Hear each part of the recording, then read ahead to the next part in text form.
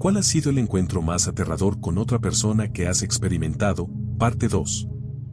Estaba investigando un incendio para una compañía de seguros en un edificio de 4 unidades en el norte de St. Louis. El norte de STL es una zona muy peligrosa. Claramente había sido un incendio provocado. Tenía 5 focos separados y no conectados. Estuve allí un buen rato, tomando fotos y haciendo mi trabajo. Estaba dibujando mi croquis dentro del edificio cuando escuché a 2 tipos caminando por el otro lado de la pared.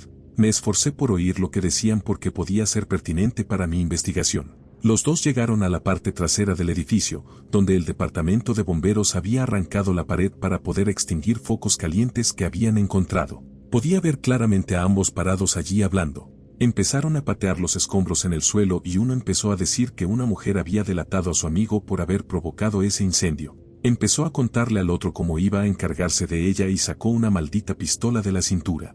En ese momento me quedé helado de miedo, a punto de hacerme encima, esperando que no miraran 90 grados y me vieran parado allí como un idiota.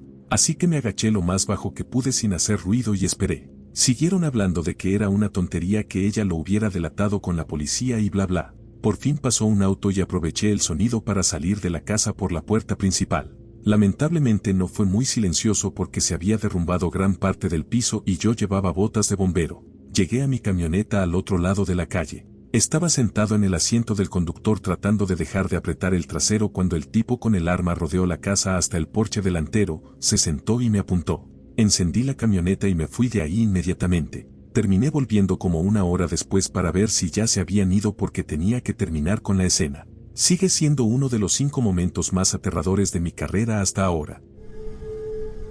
Solía trabajar como cajera en una cadena de pubs en Canadá llamada Elephant and Castle, y los dueños de esa franquicia en particular eran unos completos imbéciles que no se preocupaban por su personal. Luego supe que lo cerraron, así que algo es algo. Los jueves y sábados por la noche se ponía bastante alborotado por el hockey y por unas ofertas de happy hour bastante buenas. Teníamos a un cliente habitual, un tipo muy grande, que constantemente se sobrepasaba conmigo. Intentaba arrastrarme para sentarme en su regazo cuando le atendía a él y a sus amigos. Me agarraba atrás, incluso después de que le grité directamente e incluso le di una bofetada una vez. Rogaba a mis gerentes y a los dueños del pub que le prohibieran la entrada, pero no sucedía. Lo mejor que hacían era echarlo si se pasaba demasiado, lo que por lo general implicaba que me agarrara de algún modo. Siempre podía volver al día siguiente porque era un buen cliente. Un sábado estaba en mi descanso para fumar, en el callejón junto al bar, cuando ese desgraciado se me acercó a escondidas, me rodeó la cintura y empezó a arrastrarme hacia atrás.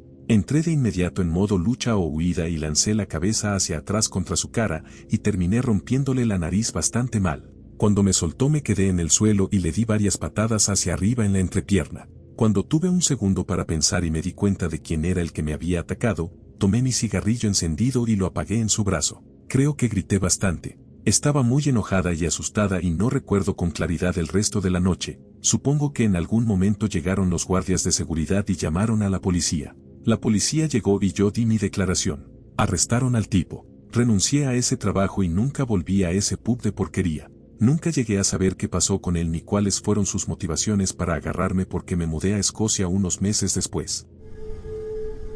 Cuando estaba en la escuela secundaria me gustaba jugar en el bosque detrás de la casa de mis padres. No muy lejos por la carretera había un parque de casas móviles conocido por tener laboratorios de metanfetamina y traficantes. Un día estaba construyendo fuertes como un chico de 13 años cuando de la nada apareció un tipo. Llevaba un rifle tipo AR y me preguntó qué estaba haciendo. Por suerte nos conocíamos porque él iba a la escuela con mi hermana mayor y los 3 tomábamos el mismo autobús, aunque no éramos amigos en lo más mínimo. Ese chico, tendría unos 18, empezó a interrogarme sobre qué había estado haciendo y por dónde había estado y yo solo le dije que estaba jugando a construir fuertes y esas cosas. Tomó el rifle y disparó un par de tiros en medio de mi explicación. Luego me amenazó y me dijo lo fácil que le sería dispararme y cómo nadie se enteraría. Terminó diciendo unas tonterías sobre que yo le caía bien y que no quería hacerme daño. Me dijo que si quería seguir jugando en ese bosque nunca debía pasar de cierto punto, o no dudaría en dispararme. Salí de ahí rápido y corrí de vuelta a la casa de mis padres. Por la forma en que hablaba supe que estaba cultivando marihuana en el bosque. Nunca le conté a nadie ese encuentro, ni siquiera a mis padres. Ahora desearía haber llamado a la policía y haberles contado mi historia para meter a ese tipo en la cárcel. Pero está cumpliendo cadena perpetua ahora, así que al final obtuvo lo que merecía. probablemente la vez en que alguien intentó atacarme con un destornillador. Era tarde por la noche y conducía de regreso a casa. En el camino alguien intentó cerrarme el paso mientras yo doblaba, lo que casi provocó que chocáramos. El otro conductor estaba muy molesto y comenzó a seguirme, haciendo destellos con las luces para deslumbrarme, entre otras cosas. Casi había llegado a casa cuando volvió a cerrarme el paso, me obligó a detener el auto y bloqueó mi coche. Salió con otro hombre, agarró un destornillador e intentó primero abrir mi puerta, que alcancé a cerrar con seguro tiempo, y luego trató de romper mi ventana. No fui tan imprudente como para bajar del auto y arriesgarme a que me apuñalara, así que tomé el teléfono y empecé a llamar a algunos amigos que vivían en mi calle. Por suerte contestaron y salieron de sus casas. El tipo del destornillador y su acompañante vieron que iban a estar en desventaja y escaparon rápido en su coche. Fue una experiencia muy aterradora y estoy casi seguro de que, si no hubiera cerrado la puerta a tiempo, habría terminado con un destornillador clavado en el cuerpo. Mi primer departamento formaba parte de un complejo en forma de U con una gran zona de césped en el centro. Los niños del vecindario corrían y jugaban mucho en el césped. Un día estaba sentada en el escalón de la entrada hablando por teléfono cuando uno de los niños se cayó, se agarró el pie y empezó a llorar. Tendría unos 5 o 6 años. Había pisado una tapa de botella y se abrió el pie. Lo llevé adentro, lo senté en el borde de la bañera, le lavé el corte y le puse neosporin y un apósito adhesivo, y lo mandé de regreso. Unas horas después tocaron a mi puerta. Cuando abrí, un skinhead enorme con un tatuaje de un pentagrama en el cuello estaba allí con el pecho hacia afuera. El niño asomaba la cabeza por detrás de uno de sus muslos gigantes y me señalaba. El hombre me clavó un dedo en el pecho y gritó: ¿Metiste a mi niño en tu maldita casa? Ese es mi hijo. ¿Le diste un maldito baño? Mira su pie, grité. Se cortó el pie. Le lavé el corte. Él inspeccionó el pie del niño y me preguntó exactamente qué había pasado. Yo me trabé al contar la historia. Luego solo dijo: «Está bien entonces». Me estrechó la mano con un apretón como de prensa y nunca volví a verlo a él ni a su hijo. Cuando tenía unos 4 años estaba en la piscina nadando en la parte poco profunda mientras mi mamá descansaba en una silla cerca. No había nadie más dentro del cerramiento, así que estaba en mi propio mundo. De repente sentí un golpe en la espalda de una balsa inflable que flotaba boca abajo en la piscina. Solo que no estaba flotando y chocando conmigo al azar, me estaba empujando. Antes de que pudiera decir algo, la balsa se levantó y pasó por encima de mi cabeza. Dentro había un niño con gafas de natación riéndose de forma descontrolada. Me arrastró hacia la parte honda mientras se reía y yo gritaba. De pronto algo le golpeó la cabeza y arrancó la balsa de encima de nosotros. Mi mamá le dio una patada en la cabeza y me sacó de la piscina. No recuerdo mucho después porque fue hace décadas, pero sí recuerdo haber oído que el niño tenía necesidades especiales o algo así. Aún así, esa fue mi experiencia cara a cara con un niño babeando, riéndose y con gafas, que sospecho me llevaba a la parte honda para ahogarme. El domingo a las 12:30 de la mañana intentaba llevar a mi novia al hospital porque pensamos que tenía apendicitis o algo parecido. Estábamos en Fayetteville, Carolina del Norte, que si no lo sabes es un lugar espantoso. Íbamos a 2 calles de donde vivíamos cuando nos topamos con un auto de tipo carreras callejeras, con luces de neón en las ruedas, detenido a medio camino en la calzada. Me detuve y esperé un rato a que se moviera y no lo hizo. Así que lo rodeé y seguí. El auto aceleró y me cerró el paso en la curva. Redujo la velocidad y no me dejaba pasar. Un segundo auto se puso a la derecha y un tercero a la izquierda. En ese punto quedamos encerrados. Un joven con una camiseta sin mangas blanca y pantalones cortos color caqui salió del auto sosteniendo una pistola. Alguien más en el auto le pasó un pañuelo azul y empezó a caminar hacia nosotros. En ese momento me di cuenta de que éramos demasiadas personas para un simple robo y que había una razón para que le dieran el pañuelo, probablemente una iniciación de pandilla. Puse la marcha atrás y choqué levemente con un cuarto auto al que no estaba mirando porque estaba concentrado en el tipo con la maldita pistola. Volví a poner primera e intenté colarme entre el auto de la izquierda y el de adelante cuando el tipo empezó a disparar. Hizo 3 disparos que por suerte no nos dieron. Es importante mencionar que estábamos en una carretera secundaria, a cierta distancia de una intersección de 4 vías con semáforo. Al otro lado había un centro comercial con un supermercado abierto las 24 horas. Pasé el semáforo en rojo con la intención de ir a la tienda a pedir ayuda. Antes de poder cruzar, un vehículo completamente ajeno nos chocó de costado en el lado del pasajero a unos 89 km/h. El auto giró fuera de control, terminó a un lado de la carretera y quedó destruido. Los tipos de los otros autos se fueron en cuanto hubo más gente involucrada. Yo terminé con una lesión cerebral traumática y latigazo cervical por el choque y estuve con una paranoia tremenda durante mucho tiempo. Mi novia al final quedó mayormente bien, con algunas costillas magulladas y también latigazo cervical. Acababa de pasar un sábado fantástico en casa de un amigo para celebrar su cumpleaños. La cerveza llevó a más cerveza y de algún modo el whisky puro de Malta se abrió paso en la fiesta. Salí de su casa alrededor de las 12:30 de la mañana y tomé un tranvía para volver a casa. El tranvía estaba lo bastante lleno como para que tuviera que ir de pie cerca de la puerta. Más o menos a mitad de camino el tranvía se detuvo en una estación y levanté la vista del libro que estaba leyendo para ver a un tipo enfurecido cruzando las vías a la carrera, gritando mientras venía hacia mí. Como tenía la sangre en torno al 20% de whisky escocés, tardé un rato en darme cuenta de que corría hacia mí específicamente. Lo oí gritar.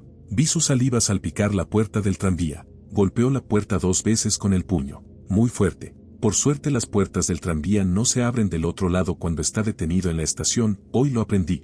Cuando el tranvía empezó a salir todavía se aferró unos segundos mientras algunas de las otras personas a bordo, seguras de que no podía entrar, empezaron a burlarse de él. Por cierto, le dijeron, Brown, un insulto que no había oído antes. No tengo idea de quién era ni qué provocación creyó ver, o qué habría intentado si hubiera abierto las puertas. Naturalmente, una vez que el tranvía lo dejó atrás intenté quedarme ahí de pie como si nada. Solo a la mañana siguiente pensé en lo mucho peor que podría haber terminado todo si la puerta del tranvía se hubiera abierto, o hubiera pasado caminando junto a ese tipo en lugar de ir en transporte público. A principios de los 90 trabajé como auditora nocturna en un motel pequeño en el barrio de Prospect Heights, Illinois. Era una madre joven y trabajaba de noche mientras mi esposo trabajaba de día. De vez en cuando, mi esposo pasaba a verme. Era un horario brutal y de verdad no sé cómo sobreviví con solo un par de horas de sueño al día. Pero me estoy desviando. Mi trabajo era realizar una auditoría diaria de las habitaciones y del dinero. También registraba entradas y salidas de huéspedes. El horario era de 12 de la noche a 8 de la mañana. Una noche terminé mi auditoría y estaba viendo una película de terror en el televisor pequeño que había detrás de la recepción. Era invierno y hacía mucho frío. Un hombre se acercó a la puerta y llevaba un pasamontañas. Por un segundo pensé que era mi esposo, así que esbocé una sonrisa. Se acercó al mostrador y le pregunté si podía ayudarlo. Me preguntó por qué le había sonreído. En ese momento supe que estaba en problemas. Agitó un cuchillo grande y me dijo que me diera la vuelta. Sentí el mayor miedo entonces. Sentí que iba a morir. Saltó por encima del mostrador y cortó una de las líneas del teléfono y se llevó el dinero. Yo tenía mi abrigo y mi bolso allí y también se los llevó. Al irse dijo, «Tengo tu cartera, ahora sé dónde vives». Me quedé agachada en la esquina detrás del mostrador mientras se iba. Luego me di cuenta de que solo había cortado el auricular de un teléfono y la línea principal de otro, así que tomé el auricular de un teléfono y lo conecté a otro en el que no había cortado la línea principal. Marqué el 911 y conseguí a un operador en la línea. Justo cuando iba a hablar, el tipo volvió. Al parecer había dejado caer su cuchillo detrás del mostrador. Lo vi en el piso cuando él rodeó el mostrador. Lo recogí. En mi mente pensaba, ¿puedo atacarlo? Nos quedamos parados mirándonos. Yo, con mi uniforme, y este tipo grande con una chaqueta de esquí gruesa. Me exigió que le diera el cuchillo. De verdad pensé que si intentaba atacarlo perdería y me mataría. Le di el cuchillo. Tomó el cuchillo y me golpeó en la cabeza con el mango y luego se fue. La policía llegó pronto y conté mi historia. Hasta donde sé, nunca lo atraparon. En el trabajo me dieron un día libre, pero cuando necesité más tiempo por las lesiones en la cabeza me despidieron. Resulta que ya los habían robado varias veces antes, pero nunca habían puesto seguridad. Los llevé a juicio por salarios perdidos y gané. Aproximadamente un año después, quizá menos, vi en las noticias que a un auditor nocturno o recepcionista en el mismo hotel lo habían secuestrado del motel, atacado cruelmente y dejado por muerto. Atraparon a ese tipo y ahora está en prisión. Ha pasado mucho tiempo, pero rara vez hablo de esto o simplemente me río como si no hubiera sido gran cosa. Obviamente todavía me afecta mucho. De hecho fue la noche más aterradora de mi vida. El hotel, cuando trabajé allí, se llamaba Econo Lodge, pero aparentemente cambiaron el nombre poco después de que me fui a Forest Lodge. Así que cuando salió en las noticias la historia del recepcionista secuestrado, no me di cuenta de inmediato de que era el mismo motel, hasta que mostraron una foto. Entonces supe que era ese lugar y me dio un miedo terrible.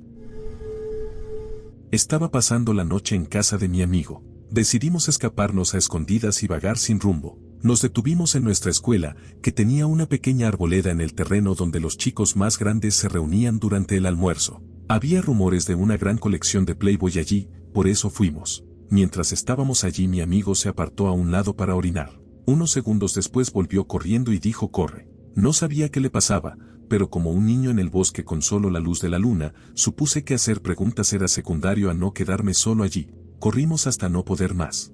Al final mi amigo explicó que había un tipo raro mirándolo mientras hacía sus necesidades. Como éramos chicos con historial de bromas pensé que me estaba tomando el pelo. Luego miré hacia atrás y vi al tipo bastante atrás pero avanzando en nuestra dirección.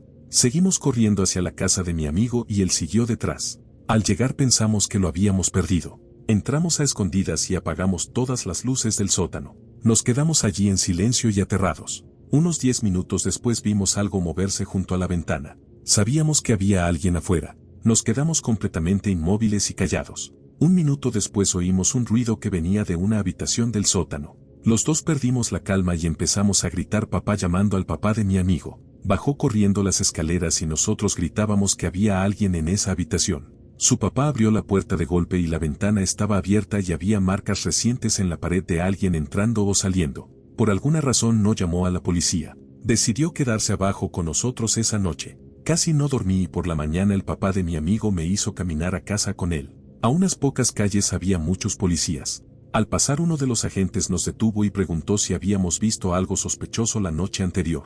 Le contamos la historia y eso dio pie a más preguntas. Resultó que un niño había desaparecido de su habitación casi al mismo tiempo en que nos persiguieron hasta la casa. Encontraron al hombre unos días después muerto, se quitó la vida. Nunca encontraron al niño que había secuestrado. Nos costó mucho lidiar con eso. El papá de mi amigo se sintió culpable por no llamar a la policía. Mi amigo quedó traumatizado por lo cerca que estuvo de que lo agarraran en el bosque. Empezó con las drogas muy joven y finalmente se quitó la vida. Yo hice terapia durante un tiempo y todavía tengo terrores nocturnos ocasionales por aquella noche a pesar de que ocurrió hace muchos años. El año pasado me mudé de una zona urbana densa a una zona rural muy bonita y poco poblada. Me metí de lleno en las carreras de senderos. Hay una ruta grande y circular que me gusta mucho en la reserva natural local, y durante el verano estaba en una corrida temprano por la mañana cuando pasé junto a un tipo sentado en una roca un poco fuera del sendero. Se veía extremadamente normal, con ropa común, gorra, botas, entre otras cosas, y supuse que era un excursionista. Hasta ahí todo bien. Seguí por el camino, rodeé, subí la colina y llegué a un mirador agradable, donde suelo detenerme a beber en el bebedero. Cuando estaba inclinado sobre el bebedero oí crujir una rama, y me incorporé para ver a ese tipo, agachado y avanzando entre los árboles fuera del claro como si estuviera tratando de acercarse sigilosamente a mí. Ahí fue cuando eché a correr. La carrera de regreso fue la experiencia más aterradora de mi vida, obviamente. No sé si lo perdí o si siquiera me persiguió. La policía nunca encontró a nadie que coincidiera con su descripción, y ya no corro en ningún lugar cercano a ese sitio.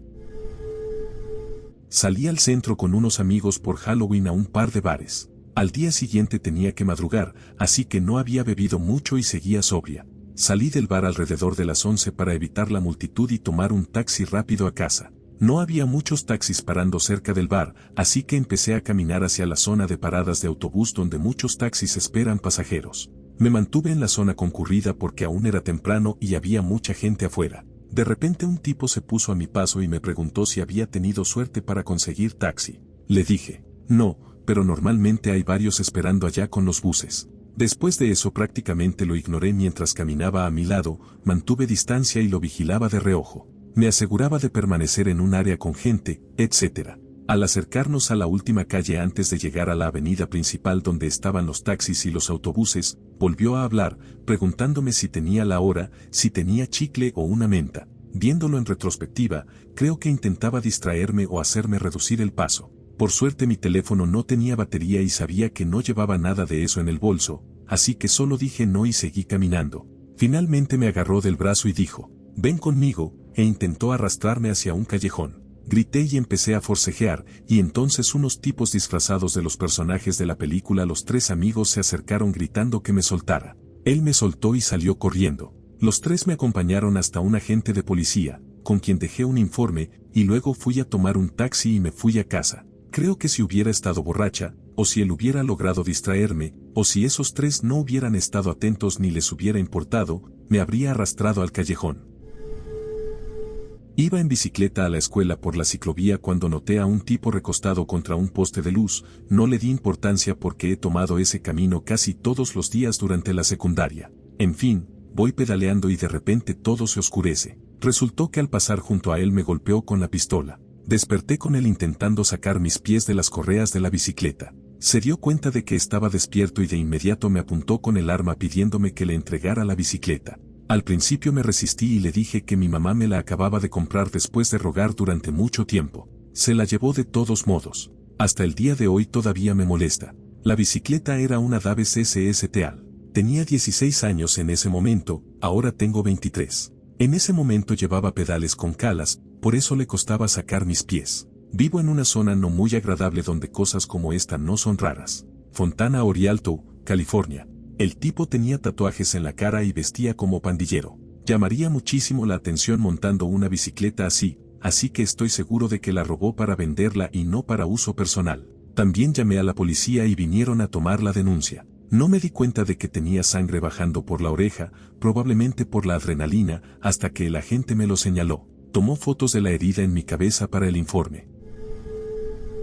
Solía trabajar como cajera en un restaurante de comida de Medio Oriente y llegaba mucha gente interesante. Un día, mientras el gerente y los cocineros estaban ocupados, entró un tipo con aspecto bastante normal y pidió agua. Nada del otro mundo. Luego empezó a hacer preguntas sobre de qué nacionalidad eran los dueños y si yo estaba emparentada con ellos, y aunque esas preguntas no eran inherentemente amenazantes, hablaba igual que el Joker, como si estuviera a punto de hacerte algo malo y no pudieras escapar porque ya te tendió una trampa. Luego se fue. Volvió menos de un minuto después con un bolso tipo duffel negro y otro hombre que parecía sin hogar bloqueando la entrada. De verdad pensé que iba a sacar un arma para robar el lugar o dispararme. En cambio, me dijo que les dijera a los dueños exactamente lo que me había estado preguntando y se fue. No pasó nada malo realmente, pero me aterraba que regresara y al final dejé el trabajo por eso. Durante un viaje de campamento nos despertamos a mitad de la noche por piedras que golpeaban las paredes de nuestra cabaña. Las arrojaban a intervalos, como una vez cada 10 segundos aproximadamente. Lo más extraño es que también les oímos hacer ruidos raros, como si intentaran asustarnos o algo así, y vaya que lo lograron. Esto continuó un par de minutos hasta que los oímos alejarse con sus botas pesadas. Permanecimos en silencio todo el tiempo, sin salir de nuestras camas. A la mañana siguiente vimos guijarros esparcidos alrededor de la cabaña. Ese mismo día informamos el incidente a los guardabosques locales, pero nunca volvimos a saber de ellos. Hasta hoy no sabemos quiénes eran, qué fue lo que pasó ni por qué. Mi lado pesimista piensa que era un grupo de gente malintencionada que esperaba una respuesta nuestra para confirmar que había gente dentro de la cabaña, aunque prefiero pensar que solo eran unos adolescentes ebrios haciendo una broma en el campamento. De cualquier modo fue una noche aterradora. Cuando tenía 15 años me gustaba un chico. Una amiga mía también estaba interesada en el mismo chico y quiso distraerme de él, así que le envió mi número de teléfono y mi dirección a un hombre mayor con antecedentes de conducta cuestionable. Me llamó repetidamente y me dijo que tenía mi foto junto a su cama y que no podía dejar de pensar en mí. En ese momento estaba tomando clases de manejo y, durante una clase, el chico a mi lado me preguntó si conocía a la persona que estaba afuera. Había un hombre con sobrepeso y bigote en la ventana mirando hacia adentro, directamente a mí, pero yo no tenía idea de quién era. Supuse que estaba allí para recoger a alguien después de la clase. En el receso salí y me senté en el borde de la acera para tomar agua embotellada. El hombre se me acercó y me dijo quién era y que quería llevarme a un lugar especial. Estaba obviamente aterrada y le dije que me dejara en paz, pero me agarró del brazo y empezó a arrastrarme por el estacionamiento. Iba pateando y gritando hasta su auto, donde abrió la puerta trasera para intentar empujarme adentro. Fue entonces cuando un grupo de chicos de mi clase se dio cuenta y comenzó a gritarle que se detuviera. El tipo me soltó y dijo que volvería por mí, y yo le dije que si lo veía otra vez llamaría a la policía. Nunca volvió a aparecer por mi clase, pero yo tampoco volví a salir en los recesos. Durante las siguientes semanas hizo un par de llamadas a mi casa amenazando con atacarme si me veía en público. Ese periodo fue horrible, pero finalmente desapareció de mi vida. Fue el segundo hombre al que mi amiga le dio mis datos y que me siguió. Después de eso dejó de ser mi amiga.